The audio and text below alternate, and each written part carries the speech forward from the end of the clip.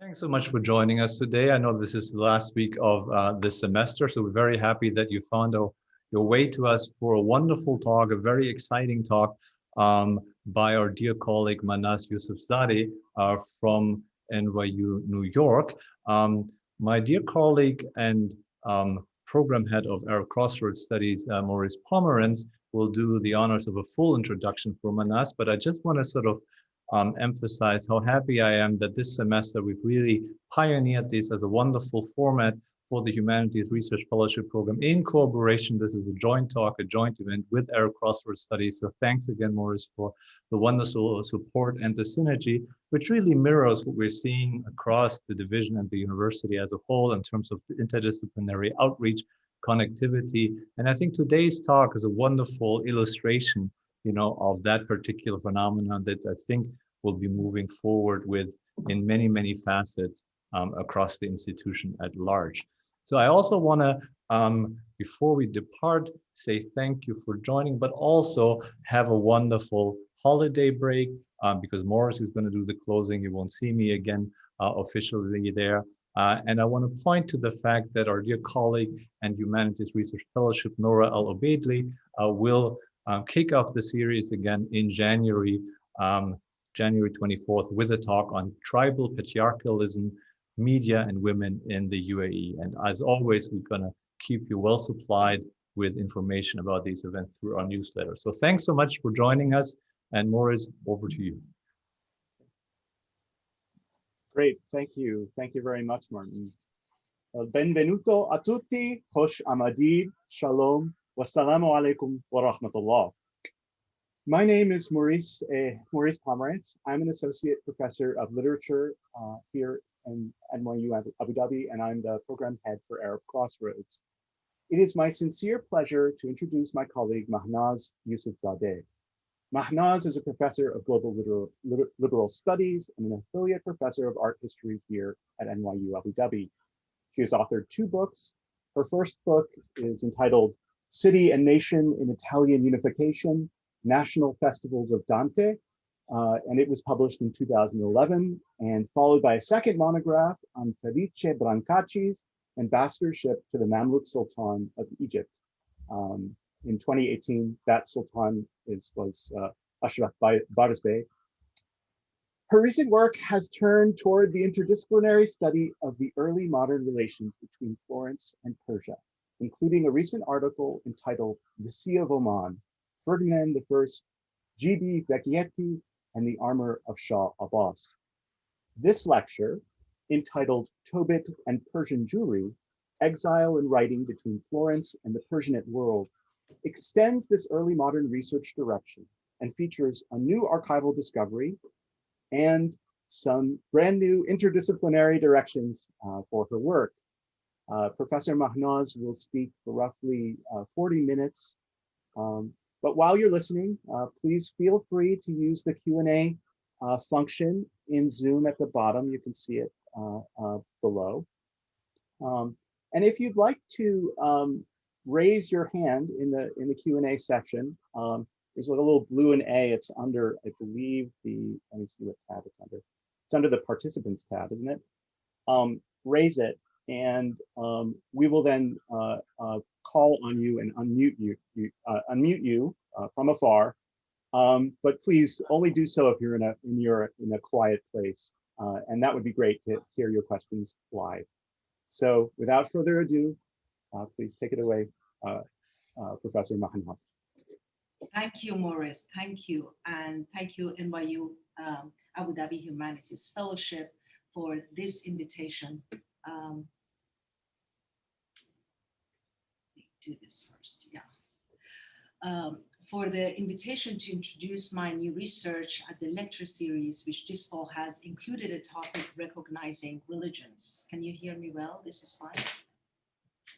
My findings involve a series of recognitions of the Old Testament book of Tobit. It's the first time that I presented, and I look forward to the feedback. My discovery of the Judeo-Persian Tobit at the National Library of France and the research of its historical context took place last summer during the partial openings of the archives in Europe. I thank Laurent Herricher at the BNF and Maria Pisano in Florence, who took photographs and at times transcribed documents for me when I could not travel. My paper tonight will have three unequal parts. First, the history and the significance of the manuscript containing the only known Judeo-Persian version of the apocryphal Book of Tobit. Second, a central part reconstructs Giambattista Vecchietti's engagement with the Persianate world, his interest in the Judeo-Persian text, and specifically Tobit.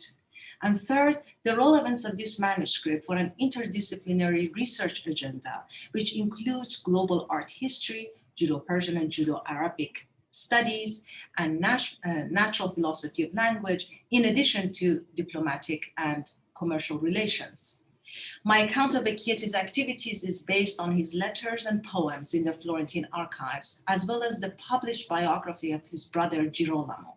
Most, but not all of these documents are cataloged in the classic works of Angelo Piemontese, Francis Richard, and Walter Fiskel, and in the 2020 entry of the Biographical Dictionary of Italians by Maria Casari.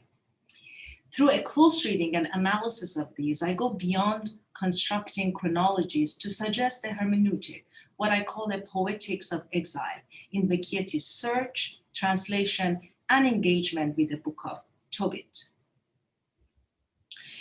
On the eve of the year 1600, Giambattista Vecchietti, a former papal envoy, Oriental books agent, poet, and a struggling merchant, found himself at an impasse on the island of Hormuz. To continue on his journey to India, where he had hoped to try his luck and settle down financially once and for all, Vecchietti had to pay the island's Portuguese governor a hefty passage tax that he deemed unreasonable. Wealthier merchants from Venice or Florentine Jesuits with powerful patrons could pass without delay, but Vecchietti was traveling on borrowed money. Not quite able nor willing to pay the toll, he decided to hold out for the next governor. But after weeks of waiting, he resolved to no longer waste time, but to sail instead to the Persian mainland.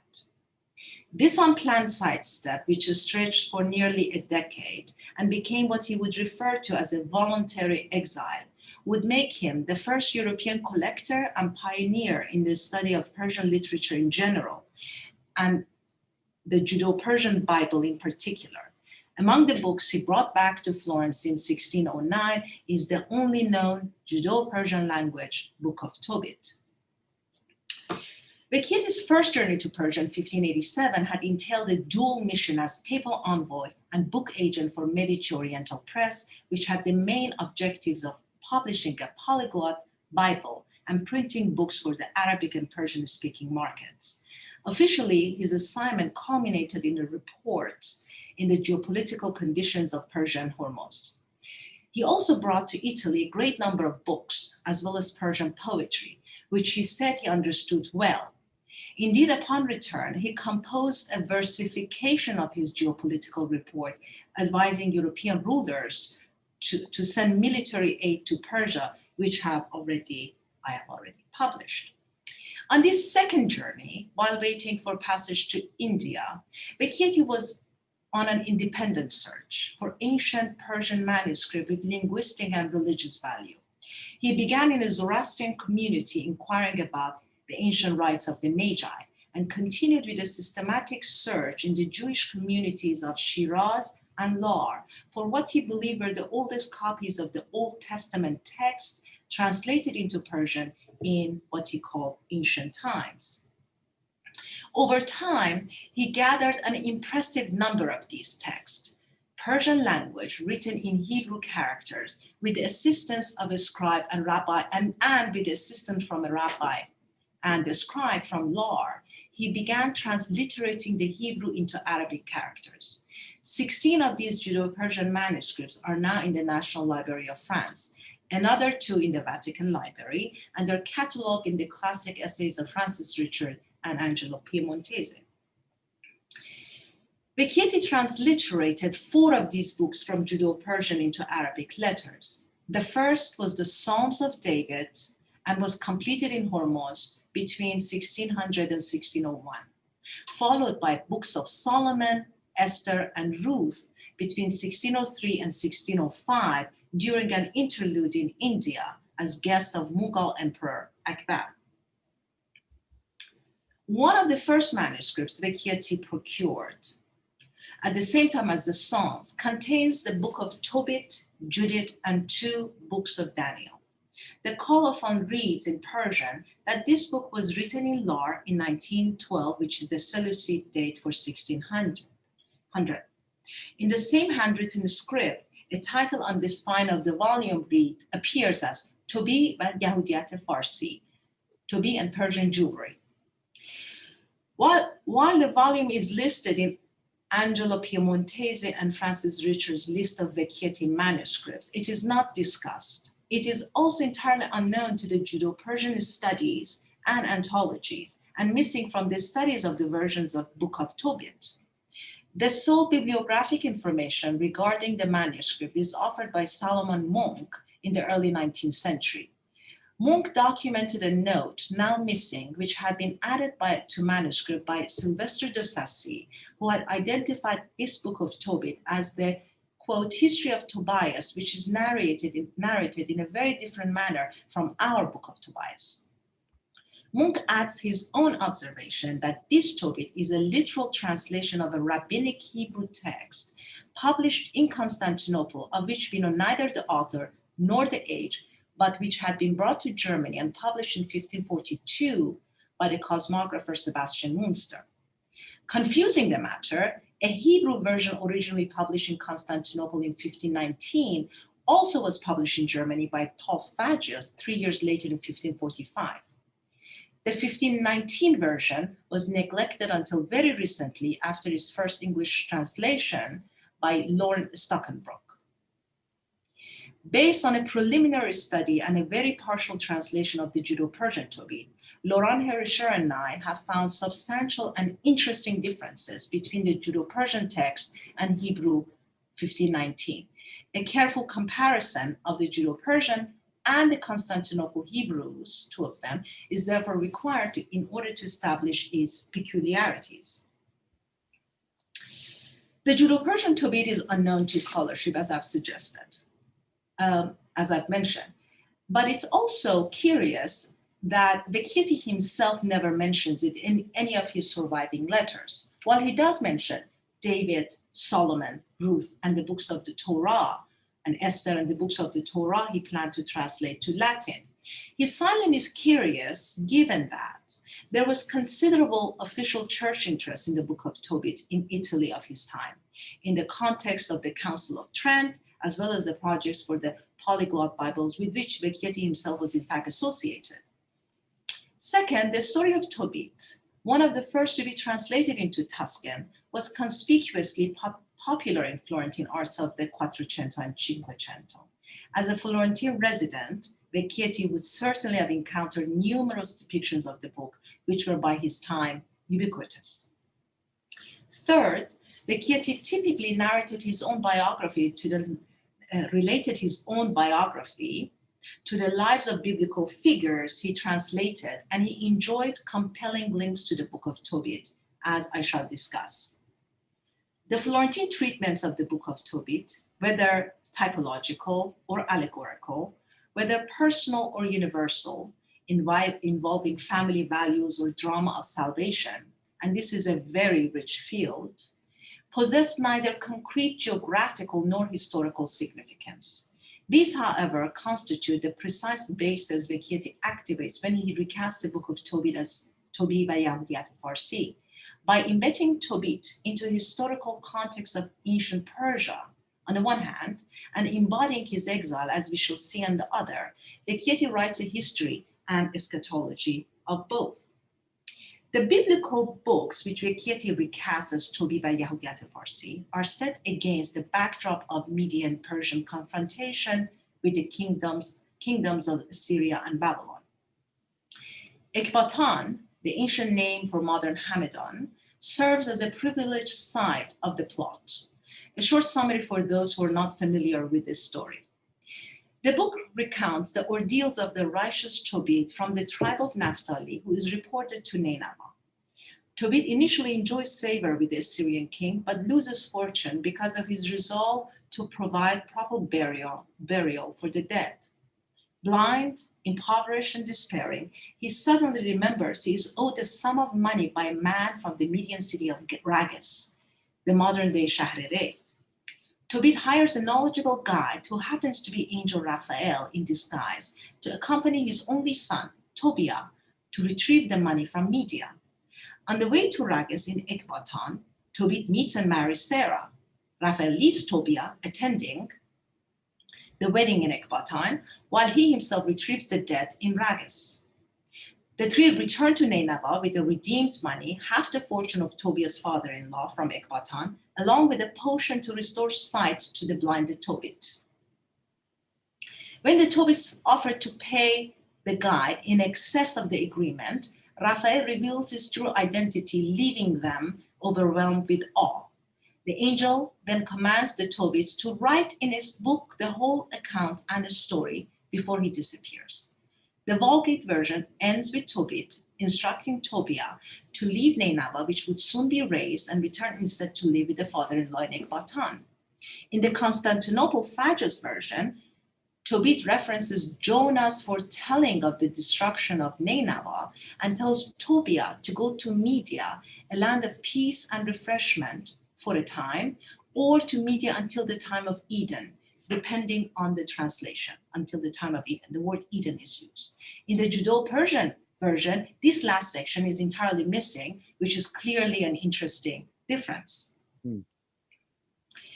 Ekbatan, so central to Tobit's teleology, was not an abstract topos for Vecchietti, but a historical place intimately and even spiritually tied to the arc of his life and death. In his letters and biography, Hamedan, which he identifies as ancient Ekbatan, is given pride of place as formative site of self-creation, text creation, and world creation. On the eve of his journey to Hamedan, where Esther's tomb is located, writing to the new pope, Giambattista justifies his translation of the book of Esther because she was the queen of Persia, where I learned the language is written in. After a perilous passage, the first time he was able to get out of bed, he visits her tomb and returned there repeatedly. After a 2-month sojourn and recovery in Hamedan, he suffered yet another accident which nearly cost him his life. He went on to have a religious vision in the city and composed several sonnets commemorating Hamedan. Describing Giambattista's death in Naples years later, his brother Girolamo elegizes that Giambattista gave up his ghost to the Maker on precisely the 14th year after the vision he had received in Hamedan. Tobias' voluntary migration to Ekbatan, or Hamedan, in the book of Tobit, concludes a trajectory that begins with Tobit's coerced exile. 3 features of the exile in Tobit illuminate Vecchietti's provocative naming of Hebrew 130 as Tobi and Persian. The first element is the eschatology, which casts a Jewish settlement in Media positively. In the Vulgate, Media is a refuge from imminent destruction of Nineveh, and in the Hebrew Constantinople, very positively as a land of peace until the time of Eden. This conception of diaspora, particular to Persian Jews, stretches back to the book of Ezra, which says that only a fraction of Jews liberated from Babylonian captivity by Cyrus chose to return to Jerusalem. The rest assumed their voluntary exile in Persia. Yet while Daniel and Esther regularly appear in the early modern genealogies of Persian Jews, as well as in the contemporary anthologies of Judeo-Persian literature, Tobit does not. In fact, no known Persian Jewish tradition of Tobit exists. In this light, that Vecchietti names the collection of texts in Hebrew 130, Tobi and Persian, is intriguing because it entails an interpretation of a biblical genealogy which establishes Tobit at the origin or the very first in a series of figures of Persian Jews. Significantly, in the immediate aftermath of Vecchietti's journey to Persia, Tobit appears in a genealogy by the first Persian Jewish chronicler, Babai ben Lotfi, who situates Tobit, that patient sage, after Joshua and before Daniel, in a chain of ancestors that begin with Adam and ends with Esther. Tobi here is in purple. In the 17th century, this is a prayer to end bitter exile, which began with Tobit. In Vecchietti's compilation, Tobit is not only associated with Persian Jews, but also through the conjunction "and" in the title, he stands as both the origin and the telos of Persian Jewry and voluntary exile. It is plausible that Vecchietti's Tobi, or his engagement with Persian Jews, was a source of Babai's genealogy. It would stand to reason that this recognition and placement of Tobit emerges through conversations and interactions with which he cites undertaking with Persian Jews. The living tradition of Jews in Persian cities was in fact the world within which Vecchietti says he discovered the biblical text. This is how ancient manuscripts, whether Zoroastrian or Hebrew, found their meaning, in a reciprocally educational conversation, the sohbat. His biography depicts a commitment to understanding the Persianate world through a practice of immersion. For him, the power of the word is woven into the power of the world from which it emerges and grows. In Yazd, he lived for months among Zoroastrians and asked them to explain the ancient rites of the Magi. In Lar, historically connected to Hormuz, where many of Vecchietti's manuscripts, including Tobit, originate, he lived among Persian Jews who were themselves immersed at the crossroads of at least two languages, two alphabets, and two cultures. Lar, a cultural and literary center for Jews, was the site of schools for scribes, translators, and copyists, whose work was a unique product of the fusion of two literary and religious streams: Persian literary legacy of Ferdowsi and biblical heritage of Jewish texts. Remarkably, it was only from within this milieu of Persian Jews, Vecchietti observes himself, that he could translate and interpret the Old Testament. The letter to the Pope from Isfahan opens with a stunning image of exile, bitter yet productive. He says, "I remember reading that man is an upside-down tree, and knowing that this plant is of a kind that doesn't bear any special fruit unless it's transplanted, which is why God said to Abraham to leave his land, I developed a desire to move to another country and to see if, in doing so, I might bear some good fruit. And so I traveled to the lands of Persia." He explains why in this voluntary exile, he could be able to properly translate the Bible, since in his formulation, poetry and language are fruits of exile. On a more pragmatic level, after explaining the mechanism of translation of the Judeo-Persian text or transliteration, he indicates that in Rome, I would not have been able to complete the translations since I need the help of Hebrew and Persian masters to understand both languages, and I can only find them here. It is there in the Persian cities, and in fact, he learned Hebrew in Persia. Here, the work of translation emerges as a hermeneutic. He could have been distinguishing his work from the readings of the Judeo-Persian Torah, which had entered Antwerp in 1597, and is now still thought to be the origins or presented as the origins of the study of Persian in Europe. What makes Vecchietti's translation of Judeo-Persian Bible authoritative, he believes, is the first, that the texts are ancient, he believes. Second, that they have endured within the Persian Jewish tradition and can be interpreted only within this tradition. And third, that Vecchietti has lived among these people. Giambattista's own experience of the text is an internal part of this process. Thus, the order and logic of translations or transliterations are subjectively relevant for him. He translated Solomon because he lacked his wisdom. He translated Esther since she was the queen of Persia where he learned the language. Ruth, since she was a poor pilgrim like him, and quote, in the same way as she found in her exile great and unhoped for fortune. Presenting the work of translation as bearing witness, he says that he alone can bear the special fruit born out of exile. His presentation of the Simorgh, designed to illustrate the authority of Persian literary tradition and how it may improve the Vulgate, offers a clear picture of Giambattista's strange hermeneutic. He claims that Persian translation of Psalms 103 solves a long-standing theological mystery. In the Vulgate, the Psalms 103 reads, renewed like an eagle. Vecchietti maintains that this rendition is incoherent because no tradition of eagles renewing themselves exists. He continues that the Persian text instead mentions a simor, that is a phoenix, which as some have written is believed to have the power to be reborn. The belief was thought to be a fantasy by many, but now this authoritative text confirms it to be true. Giambattista seems not to have known that Psalm 103 was in fact not a particular appearance of simor. Judeo-Persian biblical texts typically translate the Hebrew word neser, which signifies eagle, as simor. Indeed, simor is a bird-like creature in Iranian mythology and popularized in the arts and in literature. Giambattista had encountered simor in Ferdowsi's Shahnameh, where it appears as a protector and symbol of kingship.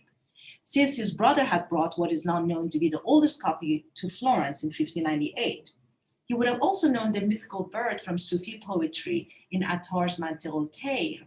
Giambattista brought to Europe not one, but 2 volumes of Attar's Astronomy. Simor and phoenix are not the same, but their association with monarchy would have resonated with Vecchietti's Italian audience. In Europe, the phoenix was not only theologically significant as a standing for Christ, but also juridically fundamental, since it had proved particularly useful in justifying the institution of monarchy. Writing to the Pope on the basis of authority of the Persian simor, Vecchietti was vouching for this monarchic tradition. Vecchietti ends his letter to the Pope from Isfahan, reiterating the metaphor of transplanted tree and voluntary exile by describing the transliterated biblical books that he will be presenting to the Pope as its fruit. To his other patron, Cosimo II, the new Grand Duke of Tuscany, he presented evocatively a copy of the Sufi masterpiece, the Masnavi of Maulana Jalaluddin Rumi. Masnavi's famous opening lines, the exilic hollow reed singing since it was separated from the riverbed, poetically render Giambattista's plant and transplant metaphor for exile. Listen to the reed song as it tells the story of being separated.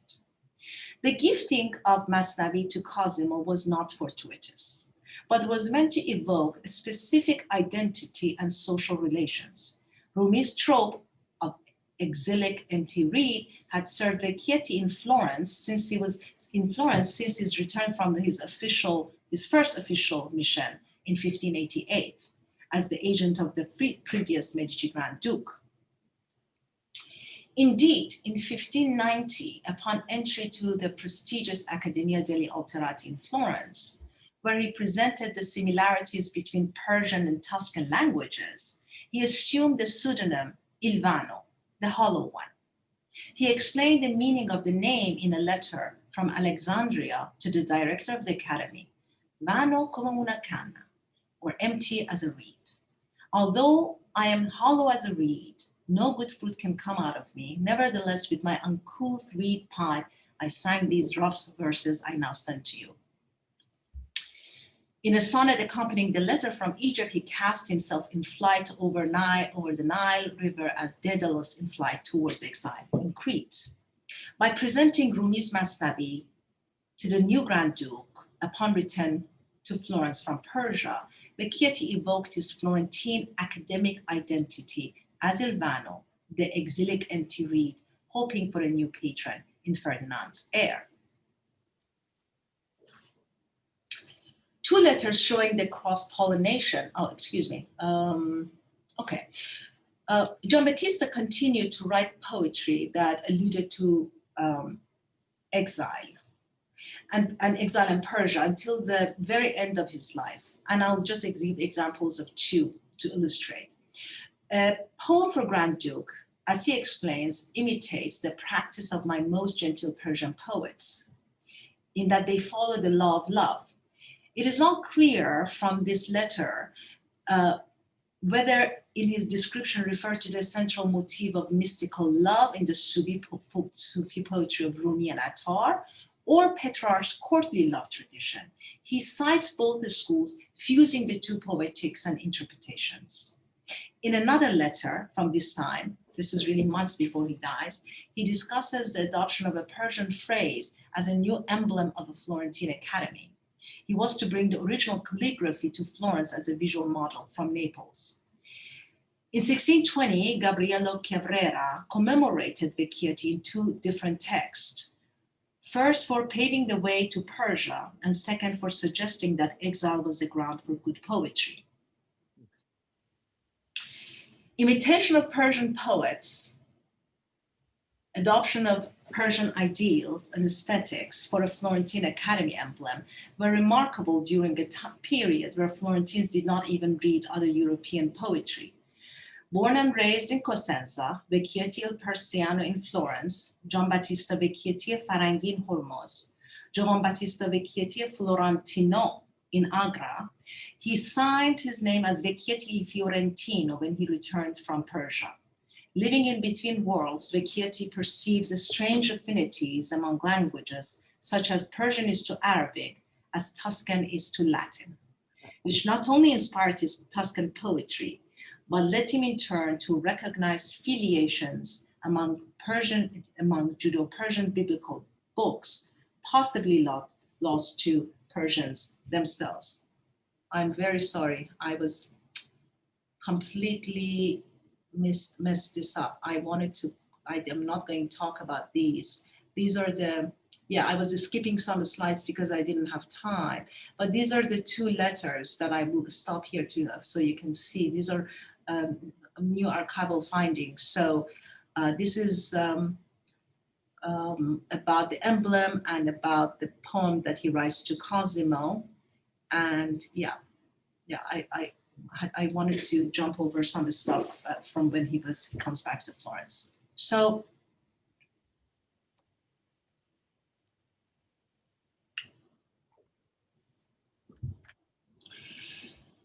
Vecchietti's revelatory vision in Hamadan, Ekbatan, recalled at the time of his death in Naples, inspired a reading which authorized his poetry and translations, such as the angel Raphael issued the emphatic command to Tobit, now no longer blind, but healed the seeing in awe, write in a book the whole account and story. Rumi's exiled reed, Tuscanized as Vano come una canna, authorized Giambattista's translations and poetry. The Judeo-Persian Tobi of Vecchietti in Hebrew 130 opens in the first person with Tobit, the father in exile, and ends with Tobias, the son, happily writing in gratitude about the miraculous events. This is also particular to the Judeo-Persian text, that is Tobias writing the book. Vecchietti was never able to secure the royal commission, the equivalent to the angelic command charging the Tobits to write, but through his systematic collection and naming of Persian manuscripts.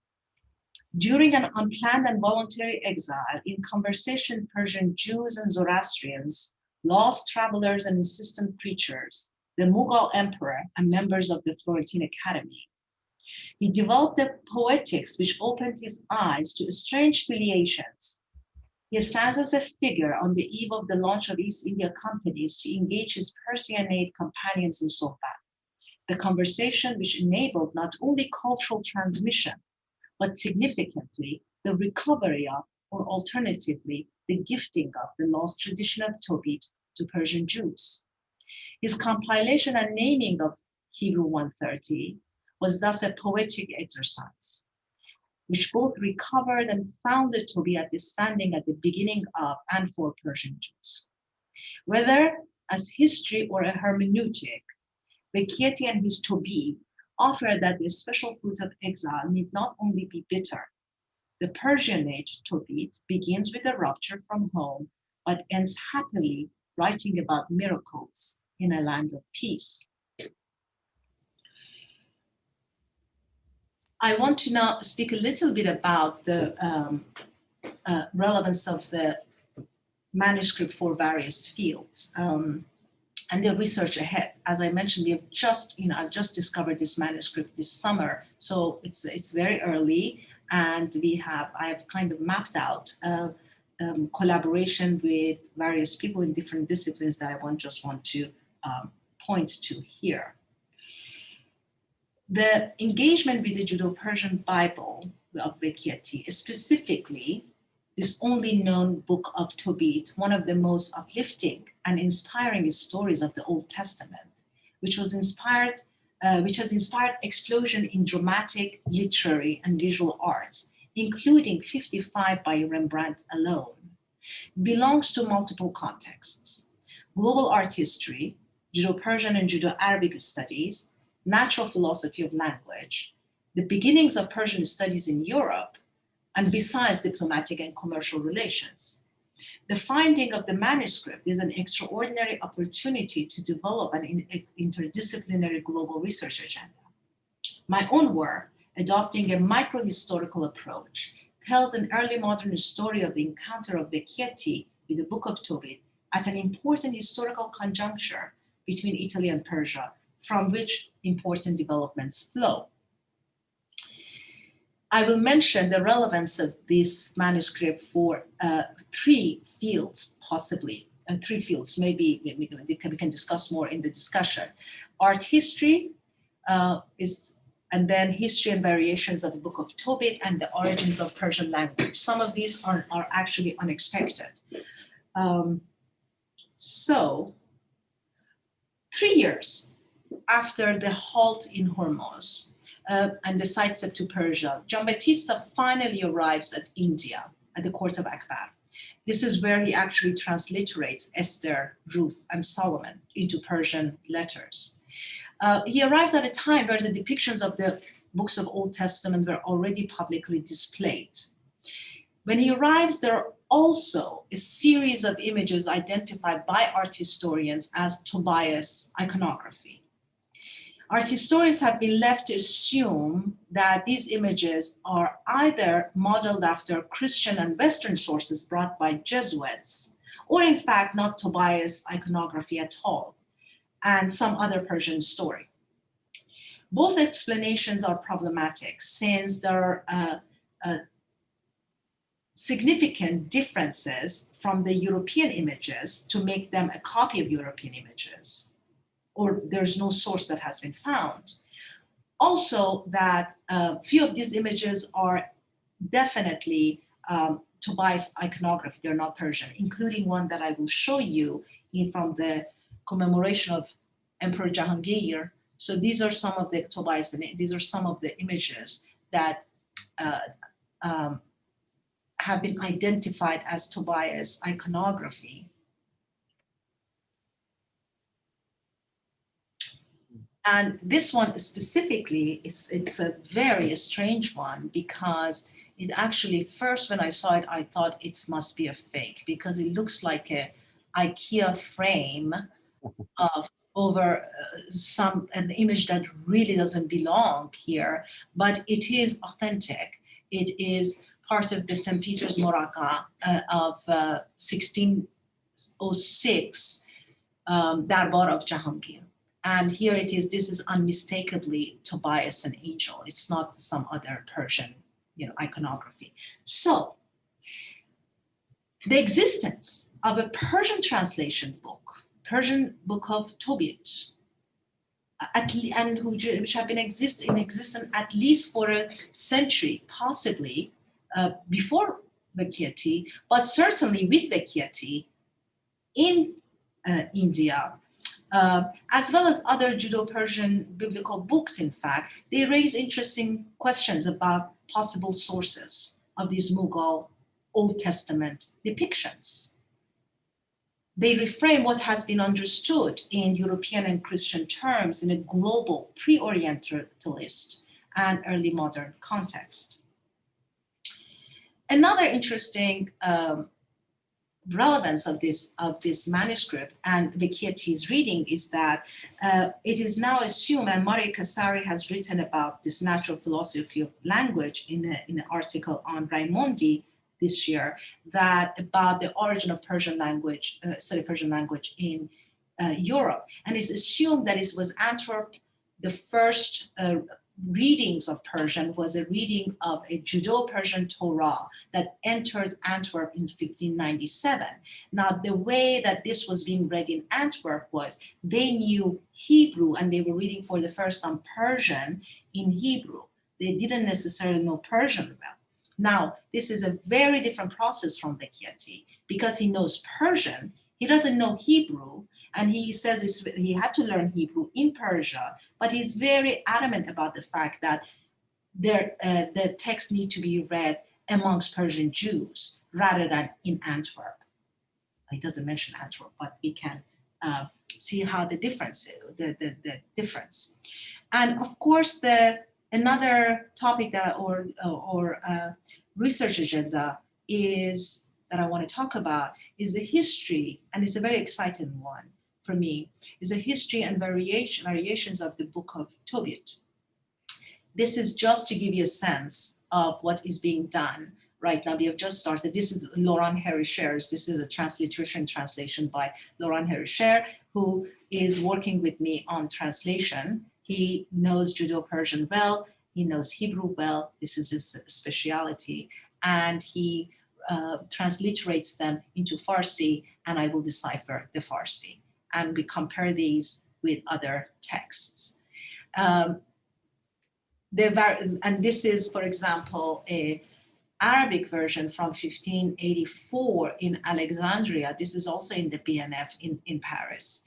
And this is not included in the studies of variations of books of Tobit either. Now, what is interesting, why do we care? Why is it historically interesting? The differences between versions give us an idea of the interest of the specific communities, what they cared about, as well as the communication, so the difference between communications between communities and the interests of the specific communities. So this is where I would like to end. This is one of my favorite images from Rembrandt. So of the moment of arrival of Tobias and the angel. And he doesn't know yet, but the dog that is with them is announcing it. So I did well with time, I think. Oh, well, marvelous. Thank you so much. That the dog that comes, it's very, very interesting, of course. We have some questions coming in. If folks are interested in asking again, either questions in the chat are fine. We have a couple there, or also raising your hand, and now in the background we'll be unmuting you. I'd like to start off. I think the tenor of the questions are around translation, and one thing that struck me as you were speaking was I started to think myself about Vecchietti as a translator. This image of a hollow man is so interesting, and his idea of prophetology is also very interesting. This in this context, of course, prophetology is a language that the language of prophets and their various attributes is something that would be understood as one moves from place to place. The idea of Solomon as a bearer of wisdom, or Esther, or Tobias, for example. Esther, language, very interesting. Tobias. I wonder, in all of this, is there a Vecchietti trying to distinguish himself from other kinds of translators? And if so, how and how? And what the others, of course, the candidates there, as you mentioned, the Mughal court. I mean, one can think of the Jesuits who were there and their ideas of translation, and other translators and interpreters. So that's one of the things that and of course, I think one has to read that prophetology through a Sufism. I don't know enough about Judeo-Persian thought in this period, but I would imagine, given prophets as the vectors of certain kinds of ideas, well, that's sounds very similar to Sufi ideas. So that seemed very interesting to me. Mm-hmm. You know, the question could go on because I also wondered a little bit of what the natural language. I mean, Vecchietti's ideas about language are really interesting. We got the interdisciplinary angle here, right? So we wonder, does Vecchietti, especially these lines like Tuscan to Arabic, Persian to, you know, Tuscan to Latin, Arabic to, you know, Persian to Arabic, that's so interesting. And I wondered to myself too there, what language does he think, you know, this idea of studying with the people as the you know, the people who are the quote unquote original bearers of this tradition. I wonder, what does he think? Does he think ultimately that, you know, where does he stand on that issue? It's a very interesting one. I wonder what he thinks is the quote unquote original language, if he does come down on that. And of course, the Jesuits would differ, I would imagine, and other translators would differ. And then, of course, his role as a translator or hollow man here becomes very interesting. And that, I think, ties into some of the questions about the variant and various endings. I'll stop there because I have a question also about exile, but I'll stop there. Yeah. Well, yeah, okay. Thank you, Maurice. Thank you. I don't know what I don't know what Vecchietti thought about this discussion of which language was the first language. I know a little bit about these discussions or ideas about history of languages and what was the first language spoken, that the idea that it was believed to be Hebrew. Hebrew was sort of supposed to have been the first language, and then there was the dispersion of languages. So that's very interesting. I don't know. The thing is, we don't know a lot about, I mean, he has left some of these letters and sonnets. The sonnets about Hamadan are lost. What he said, for example, about Persian is to Arabic as Tuscan is to Latin is just because a description of his lecture at the minutes of the academy that was left. We don't know exactly what he said, to what extent he went into it, how serious he was about it. So that's what I have to say. But I really think that from the letters, he writes another letter to a Cardinal Borromeo at the same time that he's writing to the Pope, saying that very, very clearly that this is very important work, that Europe, the Holy Church, needs to have as many actually translations as possible, as many variations as possible. And I think he's talking of the Torah, of the Judeo-Persian. Right? So he says as many versions of this Persian Torah as possible. So I think he is referring to what is going on in Antwerp, because in 1545, Tavus's version had arrived in Europe. In the 1545 version had arrived in 1597. And they were reading, so it must have been in Antwerp. So he must have been aware of that. But so if he is saying it very specifically, it is good to have alternative, and he thinks these versions are more authoritative because they're older. That's what he believes. Actually. Okay.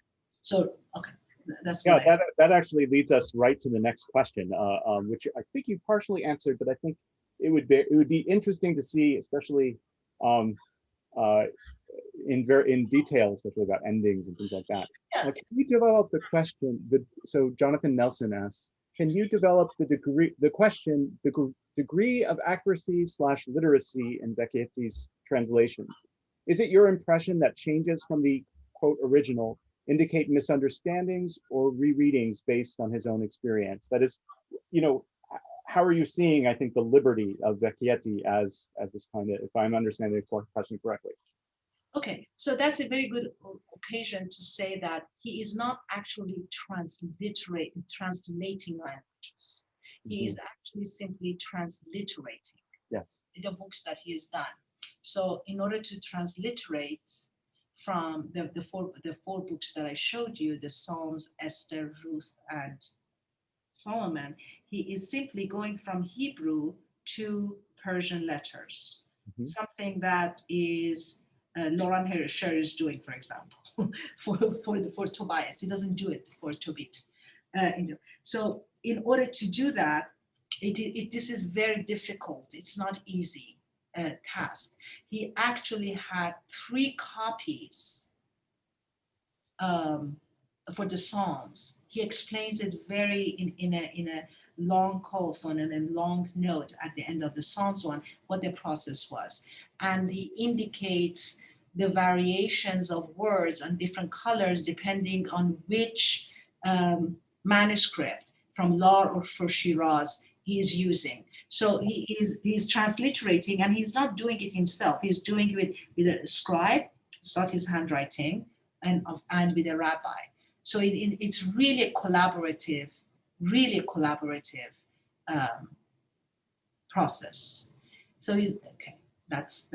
Can you shed a little light on how this this translation actually relates to then the linguistic situation in Iran at the time for Persian? Are you reading Lawrence? I actually wanted that question, but then we'll go to Lawrence Schiffman's question, where we can go ahead to Lawrence Schiffman. Well, the Second Temple period, yes, because there is Esther, there is Daniel, there is. Aren't these Second Temple ones? Ezra, they're known. Yes, they are very, very much known. Now, so there is the fact that why, at what point, this is a question for me, right?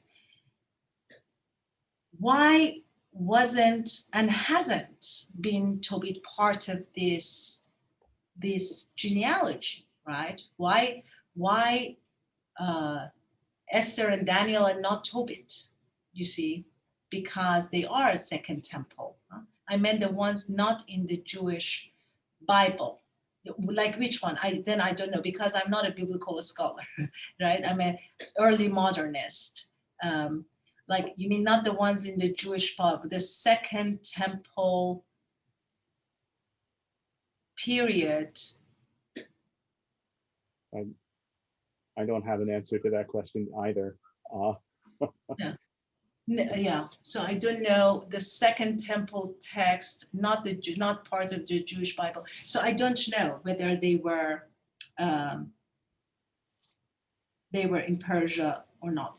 But what is interesting is, for me, because I'm not, as I said, I'm not a scholar of the Bible at all, right? What I am doing is Vecchietti's encounter with these texts in the early modern context. Right. You know, the situation of Vecchietti's transcription of the text, or the scribe's transcription of the text, mirrors an Islamic study circle. There's a sheikh who's the rabbi who's there. There's a copyist and students, which is very interesting. And I kind of wondered also in this. So does the text betray any knowledge that is? So if this text is known orally in Persian, does it betray knowledge of other languages? Are people correcting the Persian? Are they sort of saying, oh, but this actually says in the original is X? Or is it this is a purely Persian encounter in which no other of the languages of whether they be other languages are involved? And if so, that's very interesting. I think it speaks to something about the nature of community and the community and its language. And it's even with the authoritative figures there, the discussion is in Persian, which is maybe why Vecchietti got this idea. That's just the thought. I don't know. Got which idea? The idea that this is something that Persian and his way of being the vessel of this text has some authority, because clearly that's the authority structure they're working with, or something like that. It's more of a question. I don't know the answer to it. So in his milieu, which is again, in his milieu, Persian is I just recently read again Maria Casari's Natural Philosophy of Language on discussion of Raimondi. Raimondi is the director of the Oriental Press, for which Vecchietti was an agent and very much within that milieu. They think that, and Vecchietti says, Raimondi says, and I don't know which one is saying what, but these are that Persian is the most beautiful language in the world. This is Vecchietti, the most beautiful. The writers are the most numerous in the world. This is coming from a Tuscan who was a commentator on Dante. He was a commentator on Dante, is saying that the Persian language is more beautiful than Tuscan, which is a remarkable one to say. Mm-hmm. He is also, there is this idea that what is the purpose of language, Persian language? What is the purpose of it? Why did God create it? It is a perfect language for poetic experimentation. That's what they say. So these are these ideas that he is very excited about it. He knows it already, has learned. Now, to the question, maybe this speaks to Jonathan Nelson's question, how well did he know? How well did he know? How well did he speak? It's difficult to know because from the poetry that he composed in 1587 or 1588, when he comes back, the versification of the Hormuz. It's a very strange language. It's a very awkward language. Yeah, that's all I have to say. It's awkward, but definitely learn it. Definitely learn it. So he says, for example, maktaba teologia. Yeah, he uses weird words like maktaba teologia, but maktaba is Arabic, and he uses teologia in Italian. He mixes it in a Persian language. So that I'll stop at that. Very interesting. Also, the question of exile came up in your talk, and I thought it was very striking, actually. When we think about exile related to the book of Tobit, it's a central theme. Tobit's genealogy. One of the interesting points often made by biblical scholars about the book of Tobit is that Tobit at one point, very early in the book of Tobit, says that he was the only Jew who was from Nineveh, who goes back to Jerusalem to participate in the temple cult. He's particular in that way.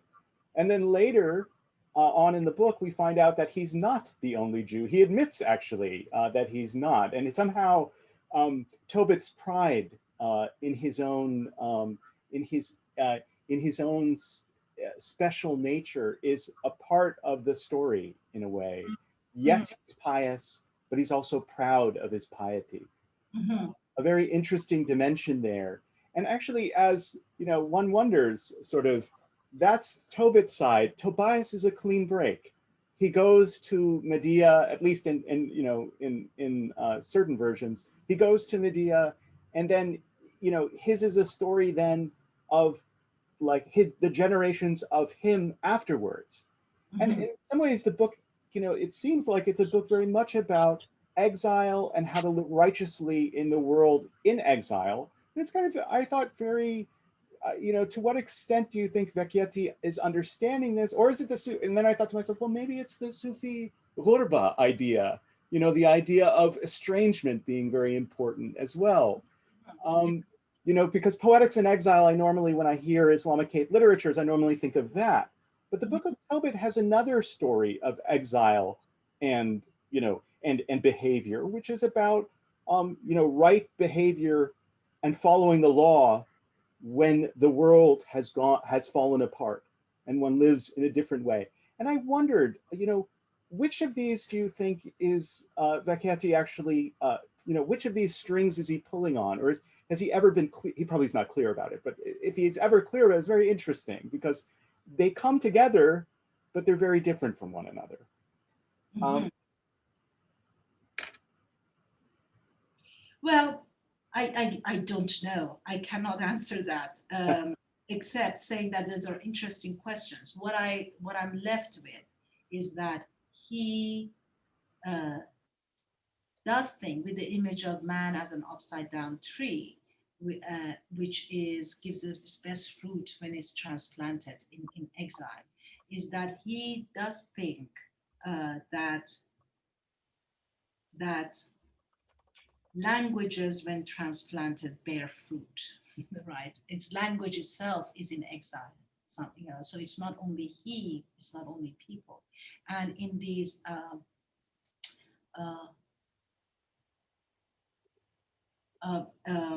no, I just saw. Oh, I see another question. That's all right. That's all right. No, that's all right. No, we can. I want to speak a little bit about the fact that this story, as you talked about the story of Tobit as being so interesting.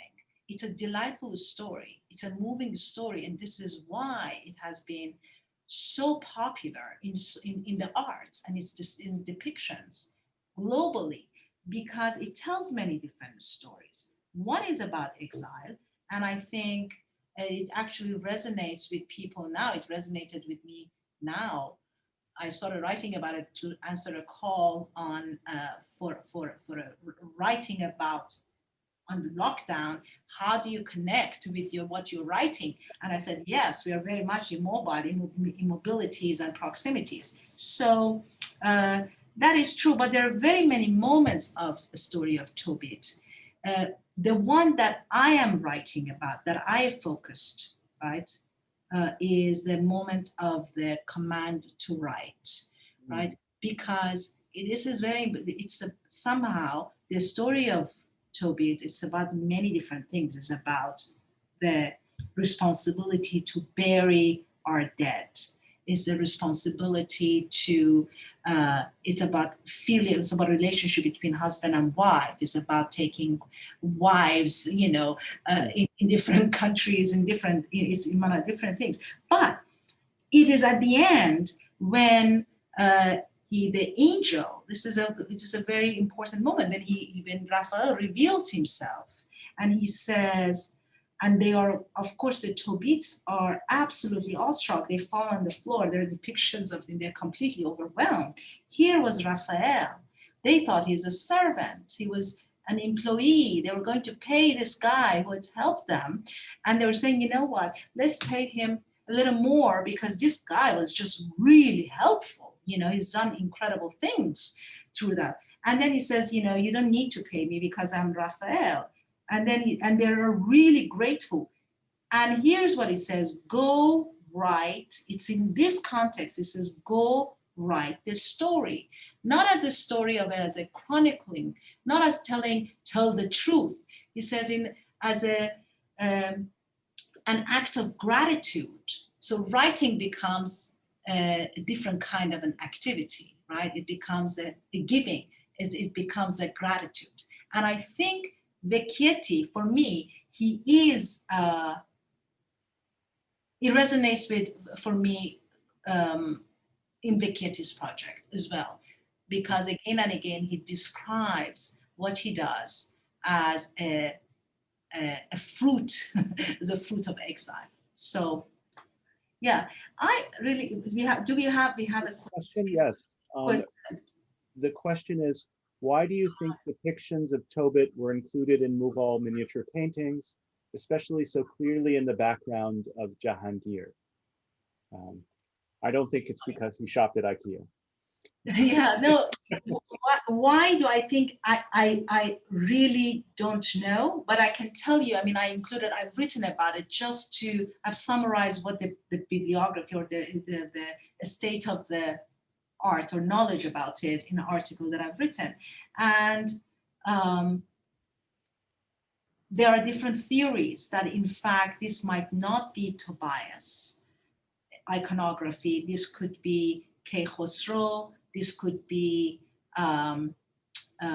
a story from Kalila and Demna.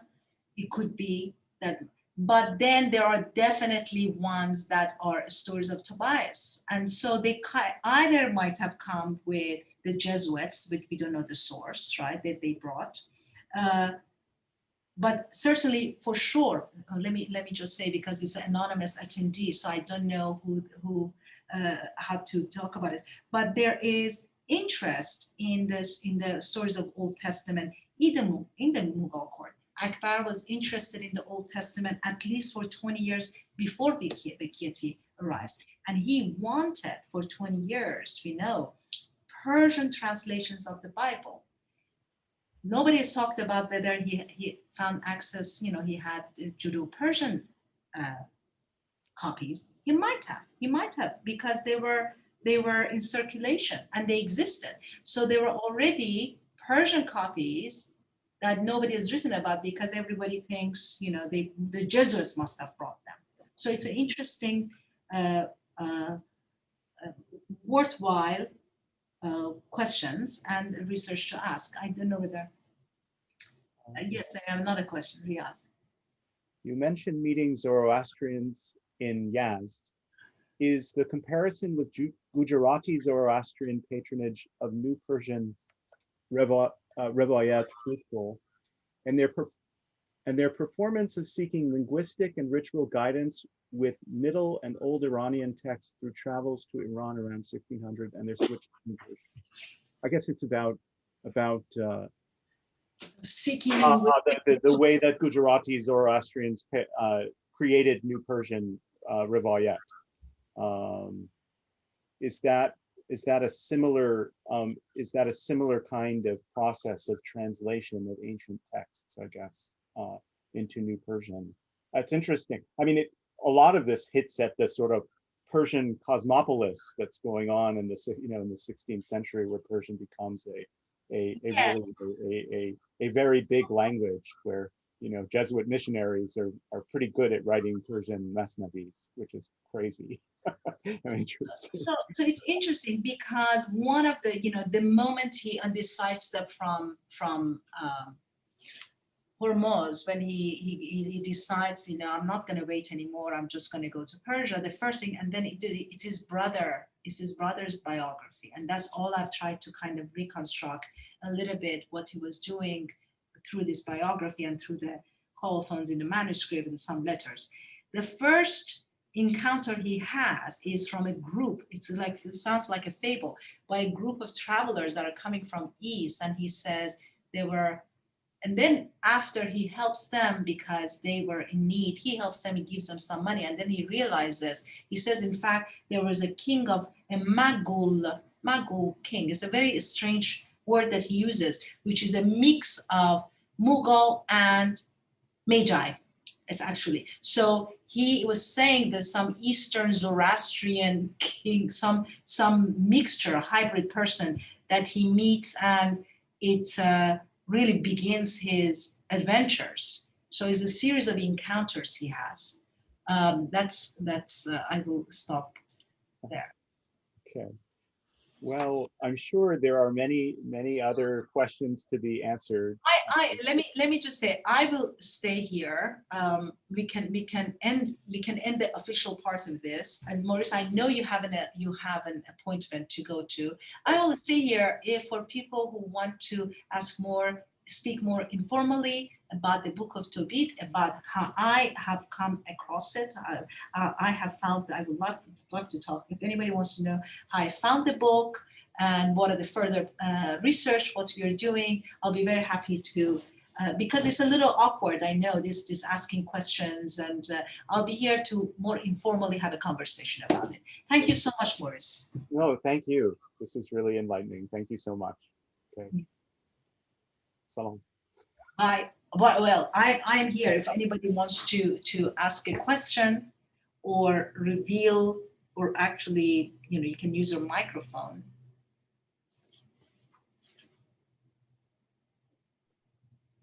We have a question from Lawrence Schiffman, who I will be unmuting right now. So okay, please go ahead, Lawrence. Who is that, please? Okay, thank you. I think you can hear me now, right? Yes. Yes. Okay, thank you for this fascinating lecture. So I came to this lecture because I work on Second Temple literature. And when you're in New York, we should meet sometime, or I should come visit you there or something. But at any rate, so what I was really asking about is this, that it's true that in the Catholic Bible, Tobit's in the Bible, but obviously the Jewish Bible, Tobit's not in the Bible. So one of the interesting things is how these Second Temple texts spread into the rest of the Jewish world after being lost to the Jews who didn't read these books that survived in Greek translation. Yes. And your story is a piece of that story. So that's why I was wondering about the question, which I wrote at the beginning of my question. I said, this is an unfair question, which it was, because it's not, what you were talking about. Yeah. So I think it's really an interesting question as to the extent to which these books, then these ideas, not just Tobit, but the other ones, percolated in some form into the Persian Jewish community. Like, did they know anything about any of these other texts? So that was what I was really asking about. I just wanted to explain it because I didn't think it was clear. But this is really a fascinating story because it's also, as you correctly pointed out, a big part of that story of how you have all this kind of European interest, and then they start to learn all these languages and learn all these texts. But that's actually the story, ironically, how many other Second Temple texts from Ethiopia and Russia all reached the Europeans. So this is a great story. So thank you very much. And I just wanted to explain what my question really was. And I like it was wonderful, wonderful lecture. Thank you. Thank you very much for your comment. And clearly, this is one of the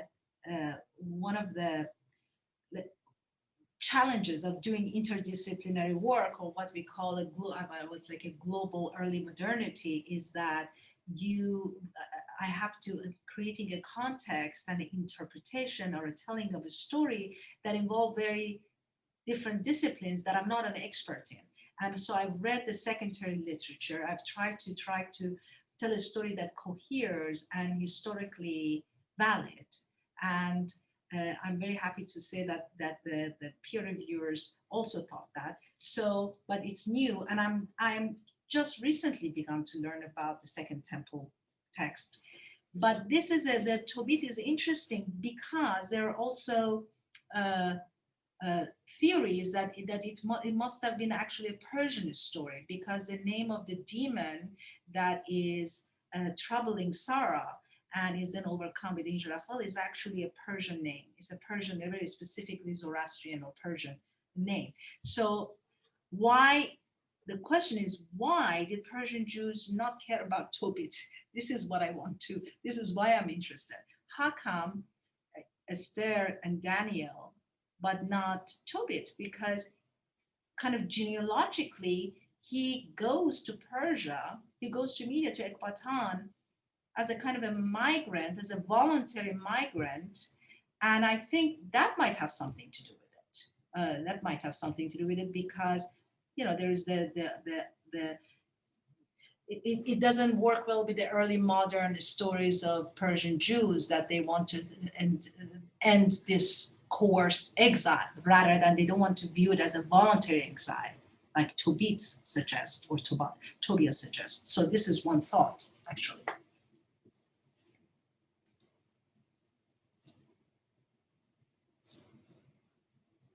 So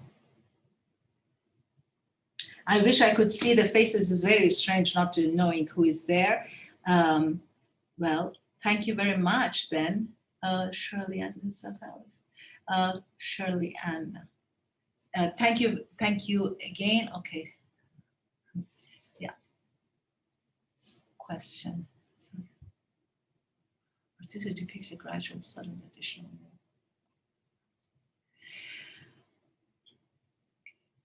In his studies in art history, depicted gradual, sudden addition from close to original European artists that were added to the ghost stories. Sam, I wish you would ask your question so I can understand.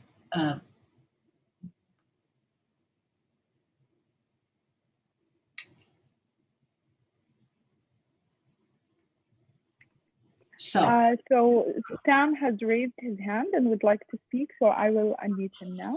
wonderful. Please go ahead, Sam. Hi, hello. Thank you very much, Mahnaz John, for your brilliant, wonderful presentation. My question is basically about, I mean, the presentation you gave shows how these exchanges across countries and across continents added more stories to some stories that some parts learned later.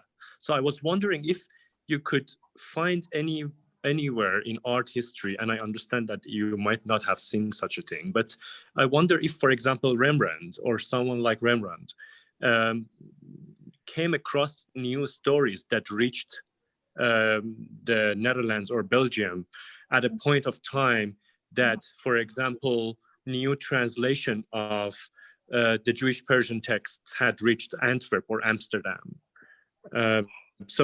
This is just an example of it, you know.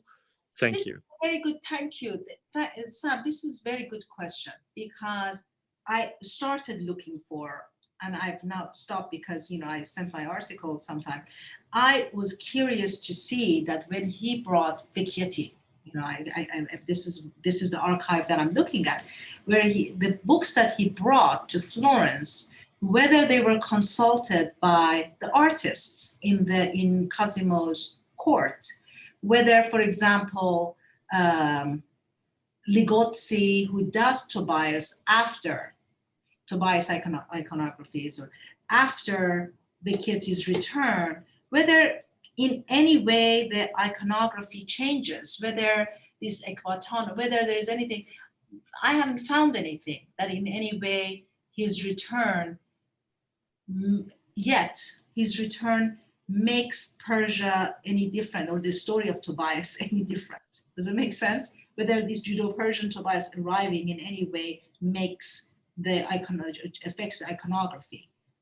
But it's very new. I will be looking at these in the future. So thank you very much, Sam. And thank you, everyone. So if I think we can, Maral, maybe we can end the session. And I'll be very happy to hear if anybody wants to send me an email and have suggestions. I would appreciate that.